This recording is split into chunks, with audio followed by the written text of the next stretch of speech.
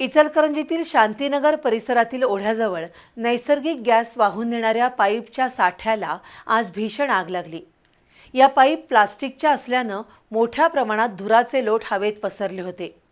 परिसरात दाट लोकवस्ती असल्यानं भीतीचं वातावरण निर्माण झालं होतं।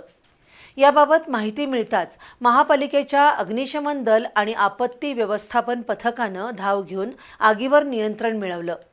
या घटनेत लाखो रुपयांचं नुकसान झाल्याचा प्राथमिक अंदाज आहे। इचलकरंजी इथं शांतीनगर परिसरातील आरगे भवन ओढ्याजवळ रिकामी जागा आहे। या जागेवर शहरातील नैसर्गिक गॅस पाईपलाईन टाकण्याचं काम मंजूर असलेल्या मक्तेदारानं गॅस वितरण नलिकेच्या प्लास्टिक पाईपचा साठा करून ठेवलाय। या साठ्याला आज सकाळी 11 वाजण्याच्या सुमारास आग लागली। पाईप प्लास्टिकच्या असल्यानं मोठ्या प्रमाणात धुराचे लोट निर्माण झाले होते। जवळच वाळलेलं गवत आणि झाडांनाही आग लागल्यानं नागरी वस्ती असलेल्या परिसरात भीतीचं वातावरण निर्माण झालं होतं। अग्निशमन दलानंही आग आटोक्यात आणली। दरम्यान पाईप साठा केलेल्या परिसरात नेहमी नशेखोरांचा वावर असतो। इथं वारंवार गैरप्रकार घडत असल्यानं ही जागा तातडीनं बंदिस्त करण्याची मागणी नागरिकांमधून होत आहे।